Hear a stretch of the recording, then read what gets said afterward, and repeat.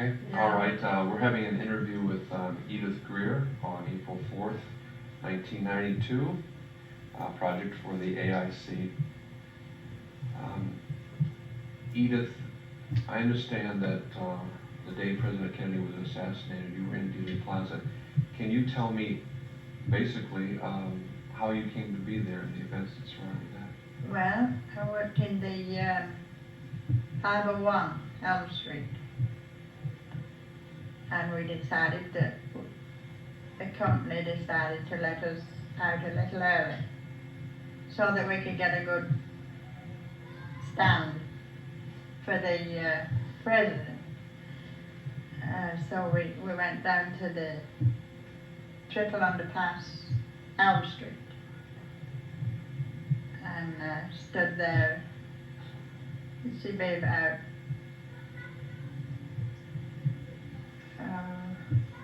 somewhere before 12 o'clock was when we went down there. We stood there a long time. Crowds kept gathering. Then they blocked, a policeman, they blocked Elm Street off. And somebody on the corner, there was on the opposite corner to us, where he turned off Houston, somebody had a seizure, a heart attack or something, and the ambulance came and took him away. And then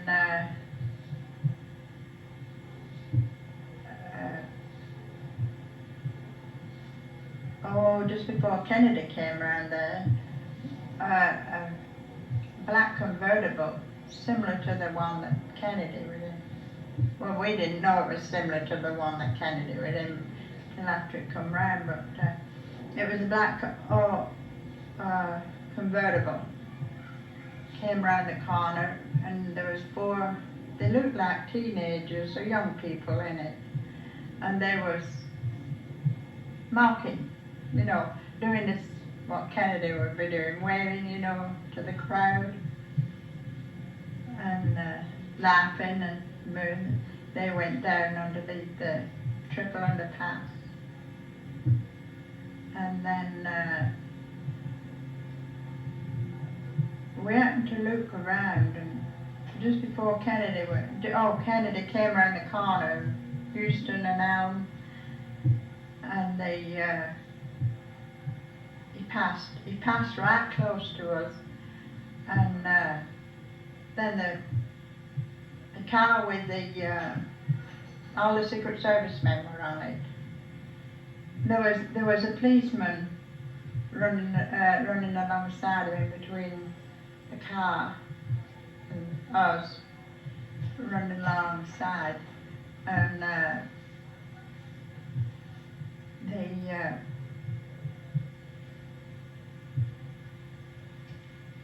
Kennedy came around the corner, and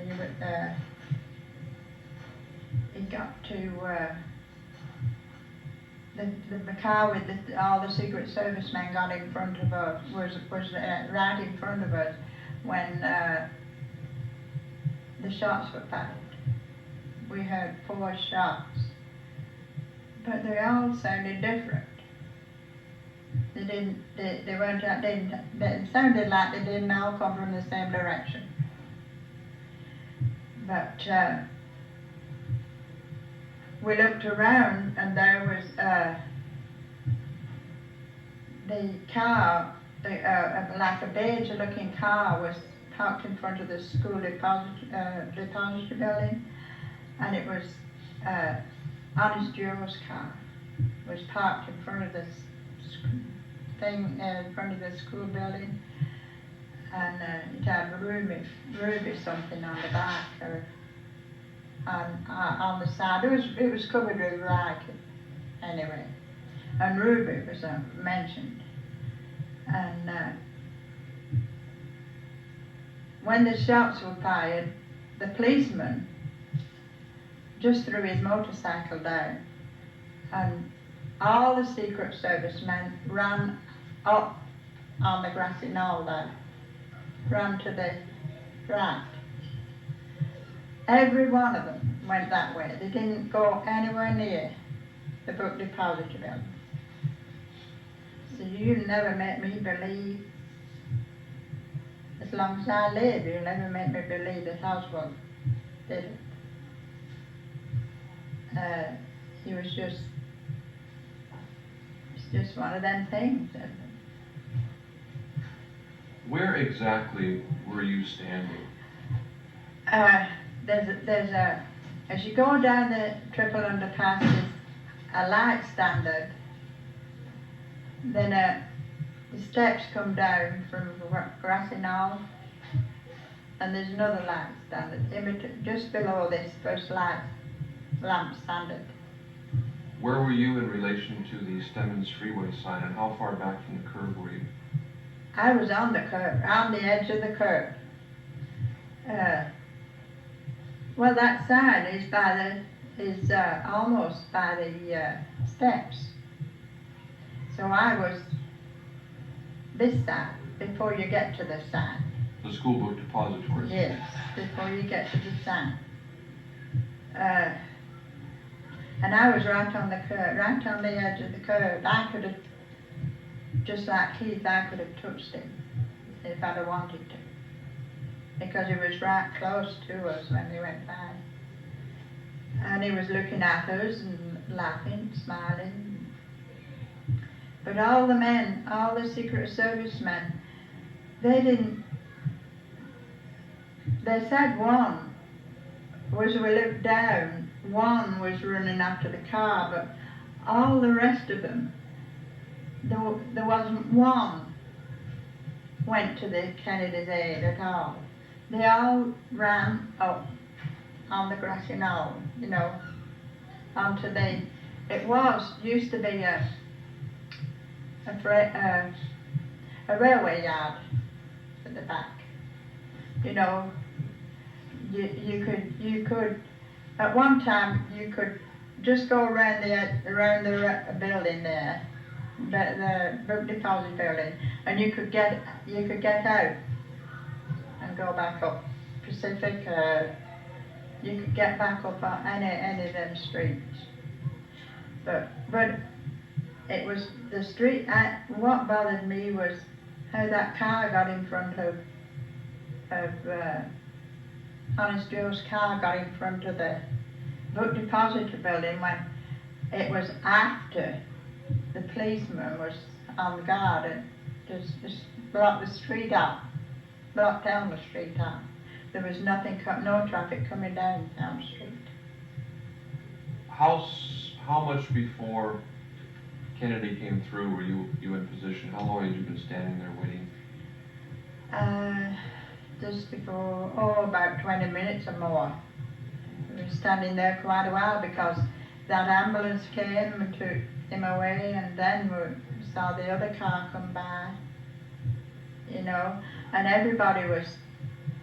they were all talking, and everybody was so excited about it and all that, you know.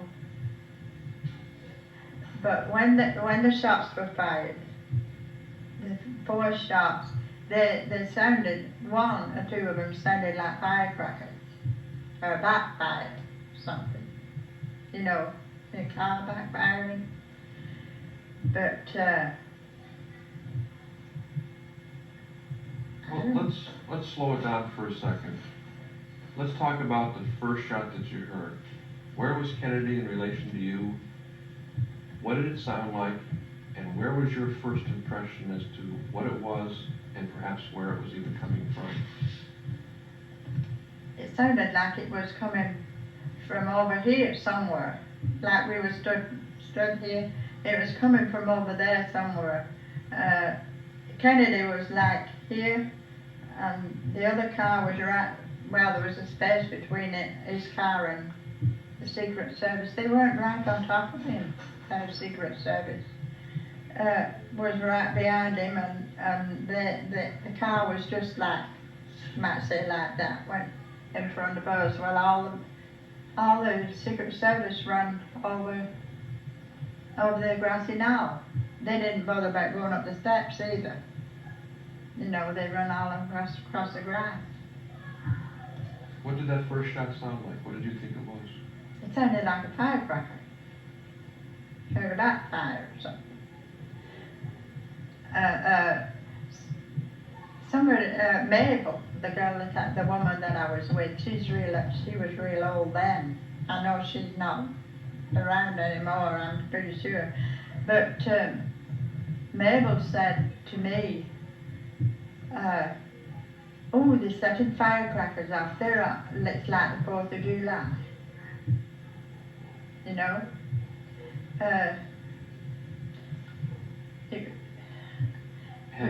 You never made me believe that Oswald had anything to do with it. They didn't go anywhere near there. And then when it was after we looked down the street and I saw something pink, must have been Mrs. Kennedy. They speeded up, you know, and they went down the street. When they'd all gone, we decided to go back towards the factory, and we stopped in front of the Book Depository building.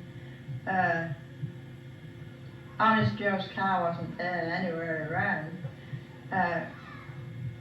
We listened to a policeman's motorcycle. We listened to the word that something was wrong in Oak Cliff, and he was explaining somebody shooting somebody. Policeman shot in Oak Cliff or something, and then this policeman took off, and all the police went all along Euston towards Oak Cliff. When the first shot was fired, had Kennedy passed your position, or was he still in front of you? No, it was past me. It was like catacomb to me, and the other car was in front of me, a bus. At what point in the sequence of shots, or even afterwards, at what point did you realize this was gunfire and that Kennedy had been hit? I don't know. We didn't know until somebody come up and told us that Kennedy had been shot. Somebody, you know, further down the street. The crowds like thinned out down the triple underpass, and somebody just happened to come up, and we were stood there just looking down the street, and they said somebody screamed that Kennedy had been shot. And one black woman said there was all the black people that worked in our factory. They were pressers, you know, pressing, and they had a foreman, Gene. He's on one of them pictures. I picked Gene out and his wife, and one of these black people said, oh my God, I hope it's not one of ours that shot him. I guess they just thought that it wasn't a black that shot him, you know. Did you have visual contact with Kennedy the entire time before he threw the sequence of shots? Could you see him, or was he ever obstructed? No, it was past me. But could you still see him? You could see the car. You could see something pink, but you couldn't see him because there was like people at the side of us, and the street goes out there, you know, like that. And a lot of people was between us and him, you know. Did you ever see him slumping over? No, I never saw that. But I saw something pink. It must have been Mrs. Kennedy getting up on the car or something. Let's talk about the shots and the sound of the shots. What was if you could, you know, just like that, if you could describe the cadence of the shots, how quickly did they occur? You say that you heard four. Four, yeah. And how were they spaced out? How would they sound? Well, they were spaced. my thoughts then were, the Secret Service men are all trained to go towards where the shots come from, right? Well, them shots were like 1, 2, 3, 4, like that. And yet, all the police, all the Secret Service men, it wasn't rapid fire, as much I'll say. You know, and all the Secret Service men went towards where the shot. Well, they went across on the Grassy Knoll. They didn't go anywhere near the place, so they didn't think the shots come from there. You said they all sounded different. They all sounded a little different, but yet it wasn't windy. It was, I don't know, it must have been, they were just, like as if, maybe it was my hearing or something, they just sounded a little different. Where did you think they came from? Well, they all seem to come from over on my right hand side, I don't know. The Grassy Knoll? Yeah. They sounded like they come from somewhere down the street from where we were. Down either from the back or front or, you know, somewhere further down than where we were. They didn't come from over here. Did they all sound like they came from the same place? Yeah, more or less. Yeah. We thought they were firecrackers at first, when the first one came. Now maybe the first one came from somewhere else, I don't know, but the other 3 were alike, you know, more or less alike. After all 4 had sounded, Mm-hmm. did you still feel like it was 4 firecrackers, or had you realized it was gunfire? They were gunfire. You know, your first impression when you hear something is sounds like a firecracker, and then you remember, you know, you have a different view of it. And it sounded like gunfire. Like you hear when somebody's at a shooting range, something like that, you know. Now the car following Kennedy that had all the Yes, Secret Service all the agents, Secret Service. did it stop and all the agents get out and run to the knoll? What happened exactly after that? They passed you. The car stopped, and they all got off, except the driver. They all got off and ran over on the Grassy Knoll. And the policeman that was running alongside of him threw his motorcycle down, and he went over there too. How about the other spectators? How many of them went to the ground? I don't know. It was like chaos. You know, like, I don't think people knew really realized what was happening. A lot of people, they were crying. No, people were screaming, they were crying, they were having, but I'll tell you something else, that something like that happens. I don't know whether it's been watching the movies or what, or watching the news, but they usually cordon everything up when something like that happens, you know. Seems like there's more police around and they do something. They're like putting the yellow thing up and all that. There was none of that. There was nothing. No, there wasn't even people asking questions.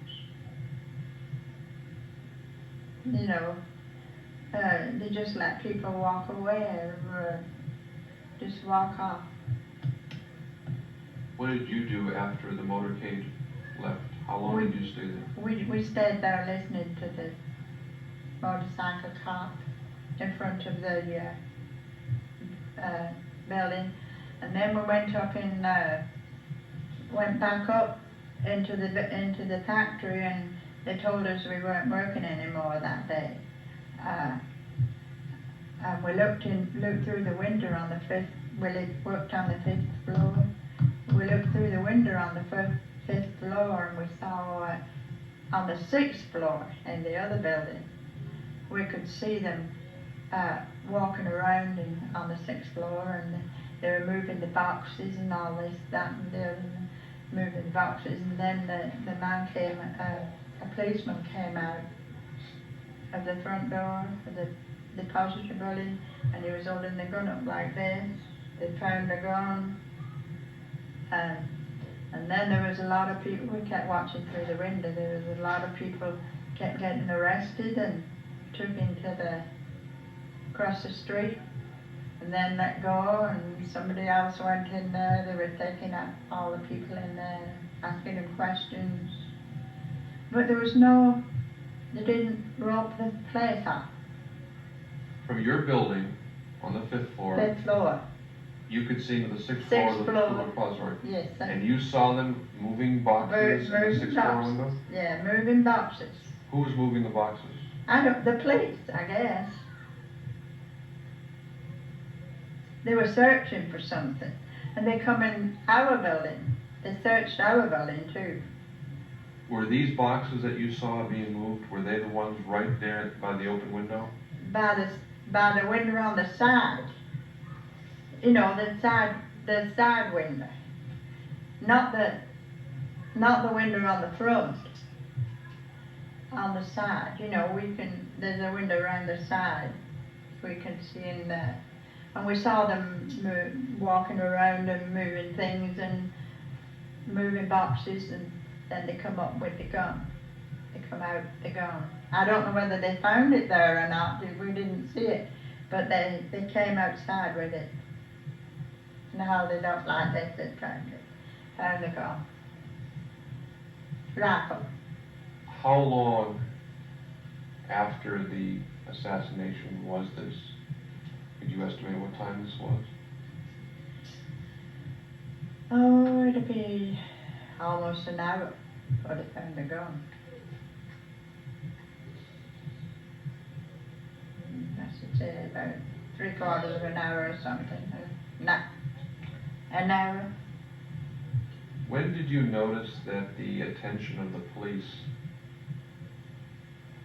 you say at first everybody went to the Grassy Knoll, nobody went to the depository? No, they didn't. When did you notice the police paying attention to the depository?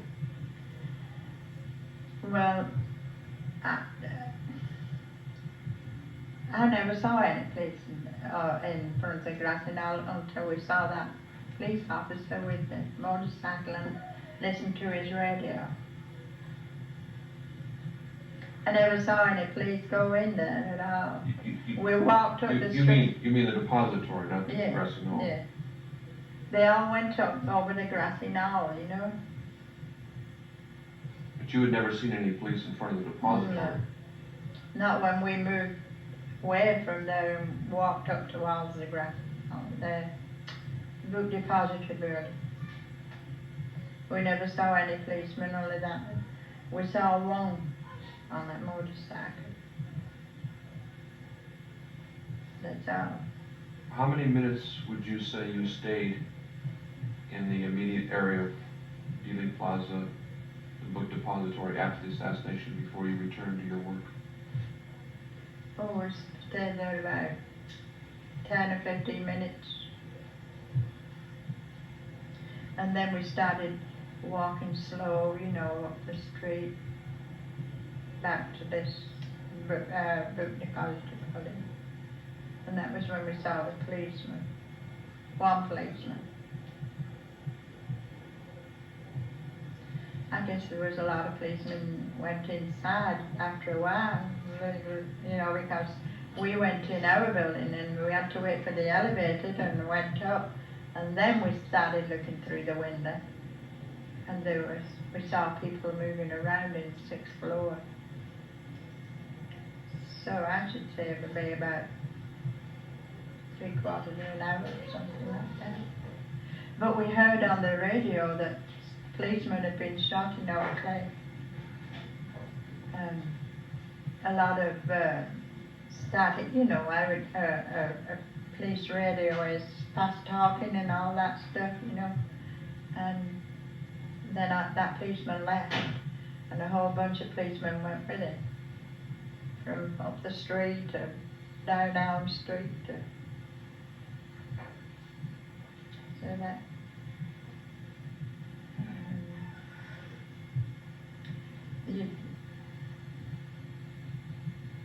But we saw him come out with a gun, and it was weeks after we still kept looking through the window when they started investigating the shops or something, and they kept coming round with a convertible and running down Elm Street and you know, shooting guns off and all that. We watched that for weeks after. The man you saw with the gun, Mhm. was this a policeman? He wasn't in uniform.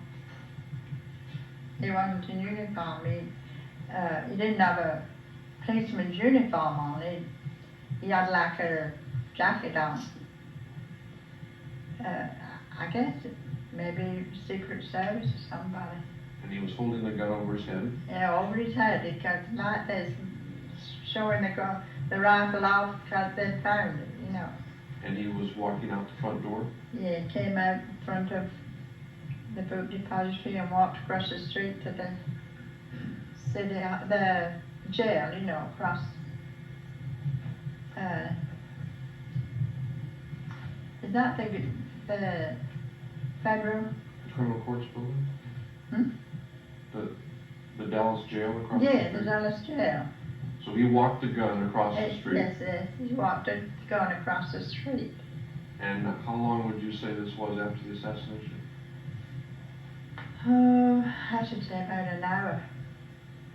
45 minutes to an hour.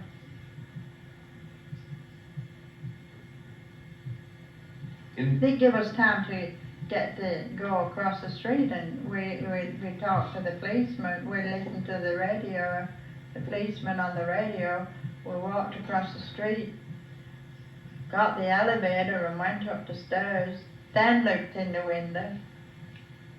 And then we saw him moving around there a while, and then he come out to go. So it would be an hour or more, maybe. When you later learned and saw the picture of Lee Harvey Oswald, did that trigger any recognition for you? Did you ever remember seeing anybody look like that? No.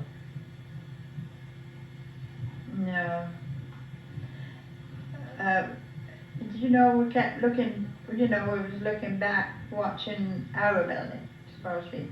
We was looking back several times when we were walking down the street. We never even saw anybody in any of those windows, you know, in the book depository building. Prior To the thing, yeah. The 20 minutes that you were waiting there, Yeah. Did you ever have occasion to look up? Yeah, we looked back and walked a little ways back to look at our building, you know. See who was watching. Come back to the corner. We just kept moving around, you know, but we never saw anybody in them windows.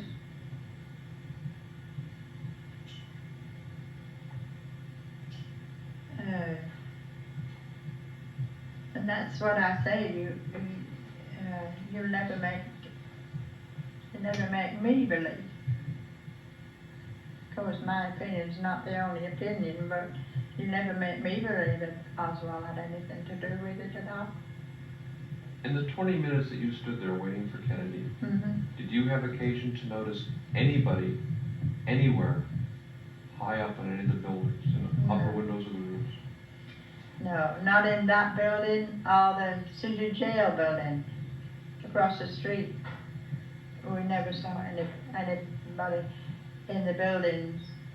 There was one at the windows open, but there was 4 or 5 of them people there at one time, you know, and they kept moving, going, you know, like getting a good view and whatever, but not out of the book depository building.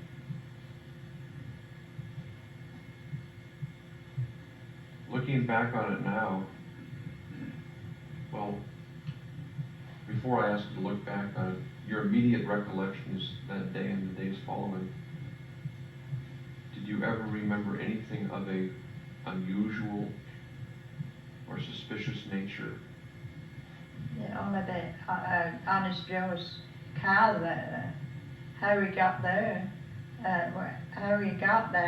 when the policeman blocked the Elm Street off, and that Honest Joe's car got there, and it was gone when, after the shots, it was gone when we come back up. It must have gone all the way around, and that's all. Was it there at the moment of assassination? Oh, yeah. And then approximately how long after did it disappear? Did you notice it was gone? Well, it had gone. It had gone. I don't know exactly, but it had gone when we walked back up to the building, up to the book depository building. And that was like we saw something pink down there, and they said Kennedy had been shot, and we started walking back up towards the building. We stopped with that policeman. That policeman was in that driveway, in that street where the car was. So it must have gone before he got there. Which direction was it parked? Which direction was it heading? The car, this way, going in. Towards the knoll, the railroad yard? Yeah, going in towards it. It was parked that way. Well, he could have, there was a lot of, the people used to park the cars around there on the back, on the side. They used to, you could go right straight round the corner. It was like they all parked there, but you could get round the back. And was it on the curb closest to the building or the curb closest to the grassy area? No, it was just in the middle of the street. Middle of the street. Hmm. Was it near the corner of Houston, or was it further down towards the railroad yard?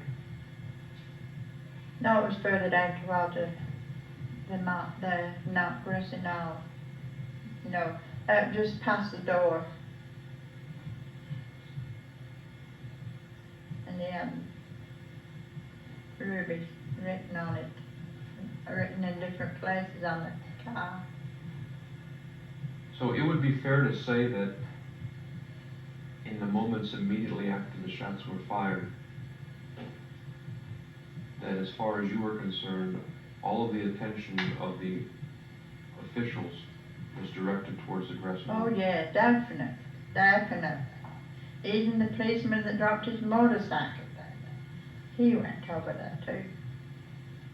And all them policemen, they just jumped off the car, the running board, and in the car, they all got out and ran up there except the driver. And the driver moved the car. The driver stayed with the car, you know. Yeah, they all went up. Tell me a little bit, Edith, about the aftermath when you said the officials came to you in your building on the 5th floor. Well, they didn't come to me, but they searched the building. you know, they all, when while we was up there, when we went back up and looking through the window, you see them finding the gun and everything, they said that they just kept coming through looking at on all the floors of that building. They said they were searching that building too. But I never did actually see anybody who was working there. But they said they were searching the building. And they searched the book depository building because we saw them through the window. When you were looking at the book depository building, and you saw all the policemen on the 6th floor, yeah. Could you see the boxes that were in the corner where Oswald was supposed to be? Was that, in your view, the boxes right in front of yeah, that was you.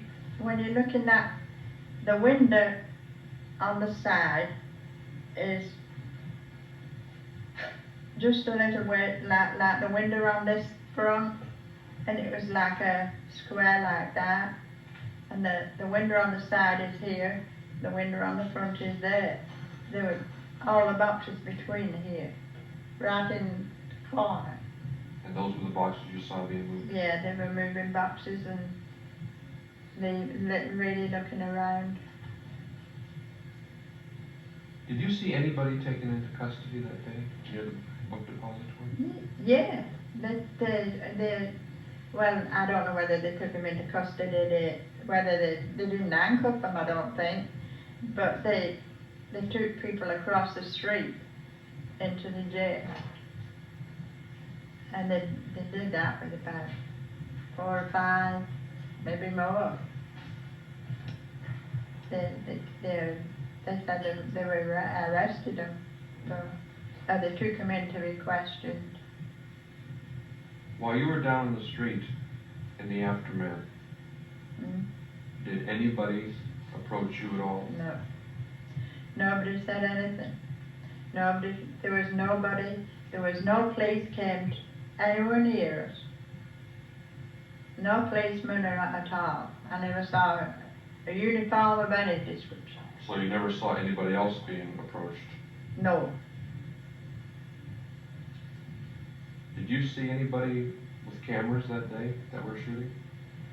Yeah, saw 1 or 2. I wish I had mine too. I wish many times I'd have had my camera. Did you ever see anybody after the assassination approach any of these people who had been shooting their cameras? No. I never saw anybody. Ask anybody anything. So they usually, well, I don't know, you see it on the news, you see it in the movies. There's always uniform cops around, and they anything like that happens, they stop people and ask them questions, you know. There was nothing like that at all. Nobody asked nobody anything.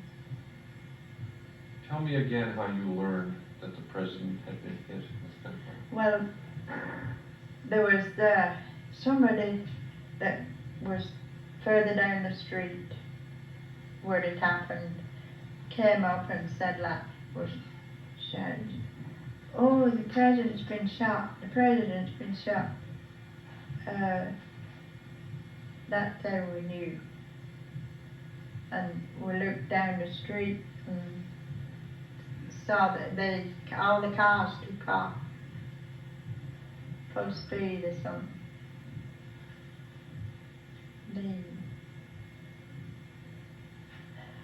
I don't know how all them Secret Service got on that car after it, because it took off too. And they must have left them all over the Grassy Knoll somewhere. As the cars sped through, was it just Yeah. complete pandemonium? Yeah. Yeah. I don't know, I didn't even see that bus that was supposed to have all the reporters on or whatever, the back. You just saw them all whiz past, you know? But it's a day I never will forget. I tell you. When did you learn that Kennedy had died? When we was back in the building, they had the radio on, come back in our factory. It was Edward Fashion's sewing factory, you know. It come on the radio that he passed away. That's all. Everybody was screaming. The black people were worse than anybody. You know, I don't know, you know how black people are when they get hysterical.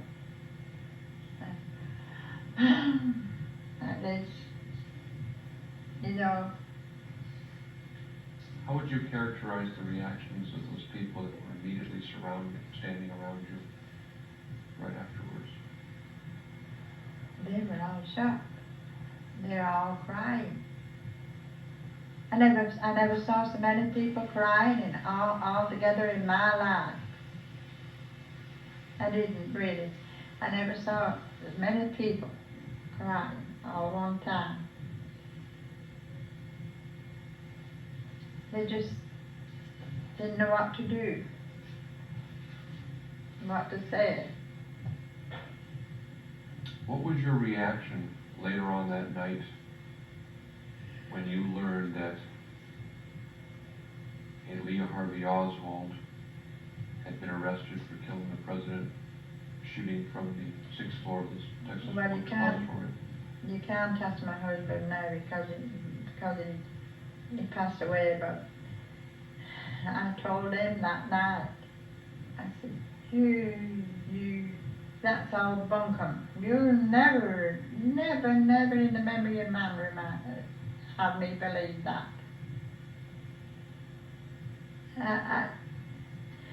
You know, Harvey Oswald kept saying, every time he was interviewed, he kept saying, I don't know anything about Kennedy.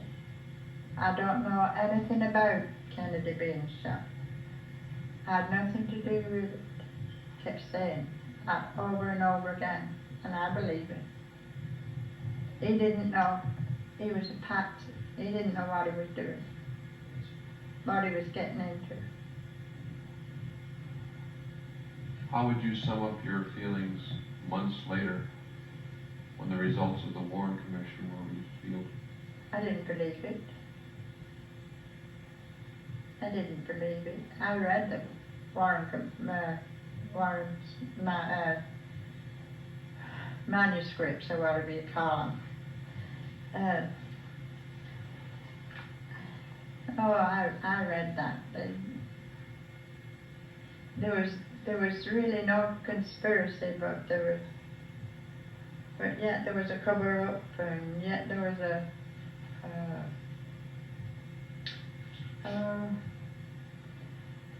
I don't know, somebody, I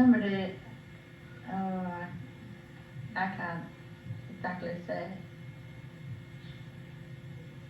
They covered it up. It was a cover-up. They were told what to say, not to do.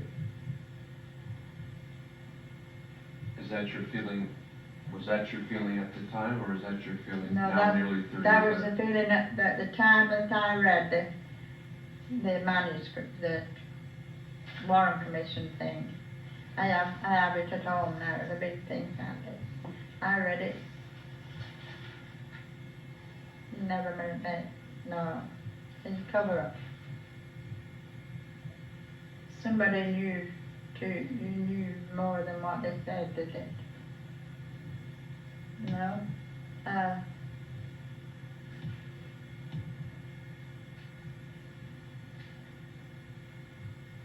It's my view then, it was my view then, it's not my view now. I've read all the books, I've looked at all the magazines, and I can think of.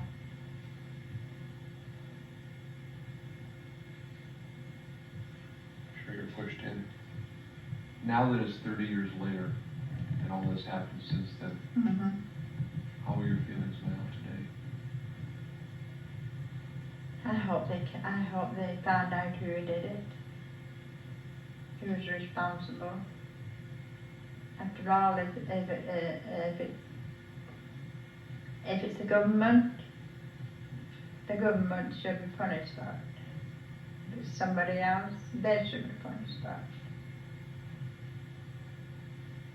And I really hope that they do really find out who was responsible. Why do you think that's important? Why do you think that's important?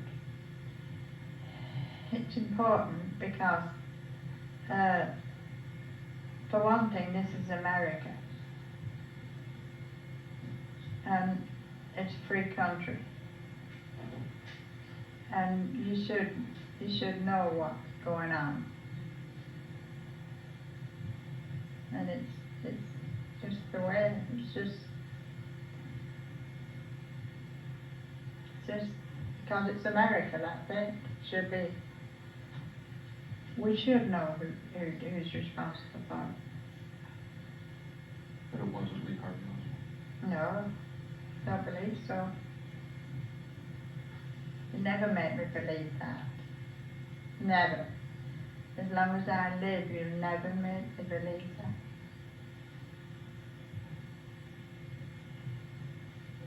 In the years that have happened since the event, especially in the more recent ones where there have been a lot of theories,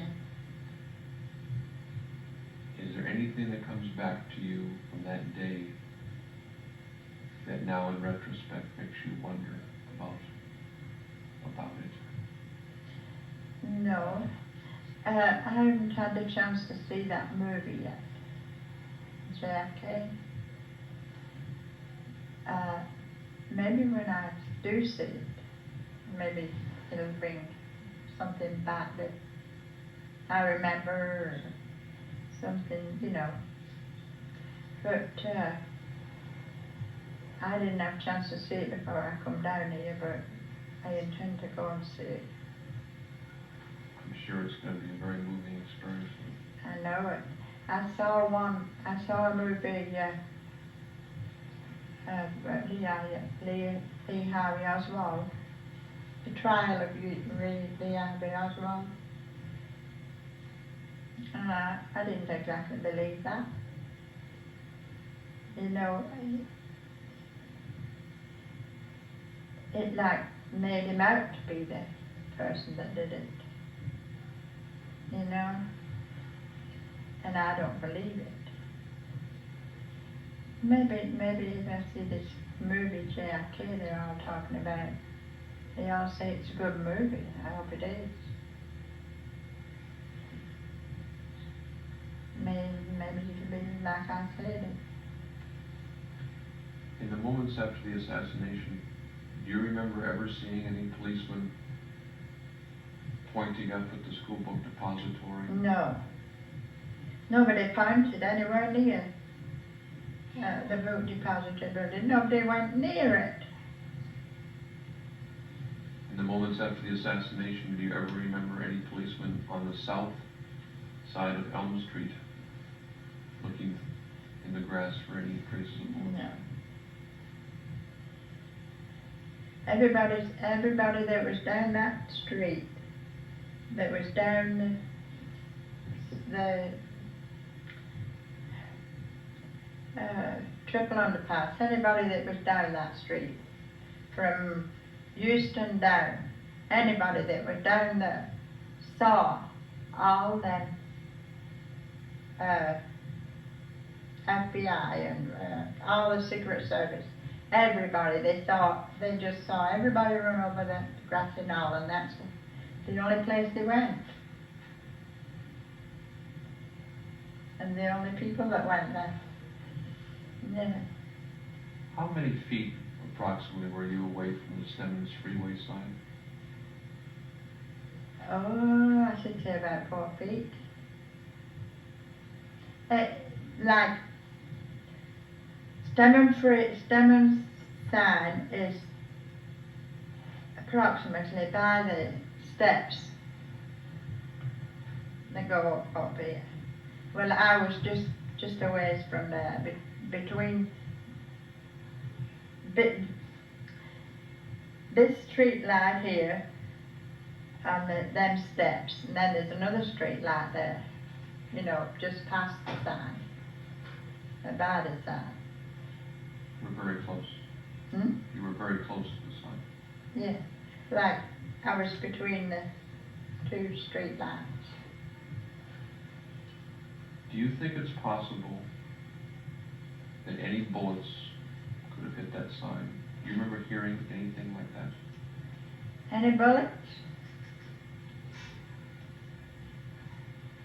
No, because I didn't see any bullets. I say there was no bullets come that way. You know, they didn't come from the book depository thing to hit that sign. They were come over this way. No, I don't think so. I might be wrong, but I don't think so. John, what you got? Edith, is there anything else that you want to? Pardon? Is there anything else you want?